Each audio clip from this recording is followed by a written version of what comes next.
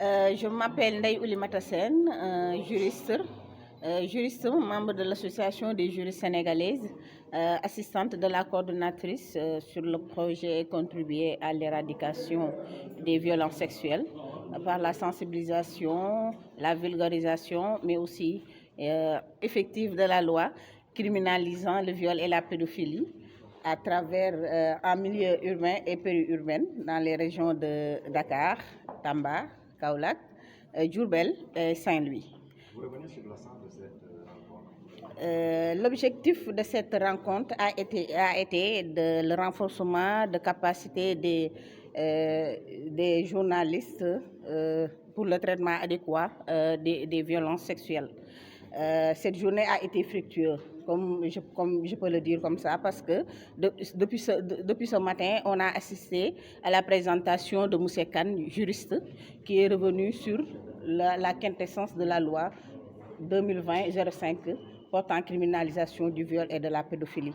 Après, en deuxième lieu, on a eu votre collègue journaliste, M.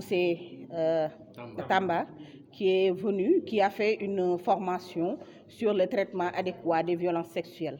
Et je pense que la journée a été fructueuse et que vous avez tous été sensibilisés et que l'information est bien passée. Qu'est-ce que vous attendez des journalistes? Ce qu'on attend de vous, c'est le traitement adéquat des informations, comme on l'a dit tout à l'heure. Que les violences sexuelles, comme vous venez on vient de vous l'accorder, de vous l'apprendre, ce sont des faits graves. On ne peut pas occulter le fait que les violences sexuelles constituent des violations graves de la dignité humaine. Et les journalistes sont au premier abord. Vous ne pouvez plus traiter les violences sexuelles, notamment les viols et la pédophilie, comme des faits divers. Les violences sexuelles sont graves.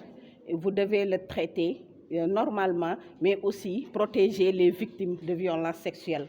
Parce qu'à travers vos publications, on peut voir que vous donnez beaucoup d'informations à travers les victimes, en donnant leur initiale, mais aussi leur quartier. Et vous nuisez à leur intégrité. Vraiment, parce que si une personne dotée d'intelligence fait le recouvrement, il saura que vous parlez de telle personne, alors que vous ne participez pas à la dignité de la personne. On attend de vous que vous donnez les informations justes, mais aussi vraies. Vous êtes conscient que le mal est plus profond, donc des sessions de formation seulement ne pourraient pas suffire pour régler ce problème-là? Oui, il n'y a pas seulement que la formation des journalistes. Il y a une formation des acteurs qui interviennent dans la lutte contre les violences sexuelles.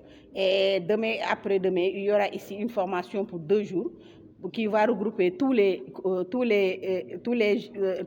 la communauté à travers les Badianougor, les imams, mais aussi toute la communauté sera ici pour 2 jours pour une formation. On sait que le mal est profond. On sait qu'on doit aller vers la communauté, les sensibiliser sur la loi, pour qu'ils connaissent la loi. Parce que depuis que la loi a été votée en 2020, beaucoup de personnes ignorent la quintessence de cette loi. Ils ignorent même le contenu de la loi. Alors l'occasion nous est donnée demain et après-demain de sensibiliser la communauté.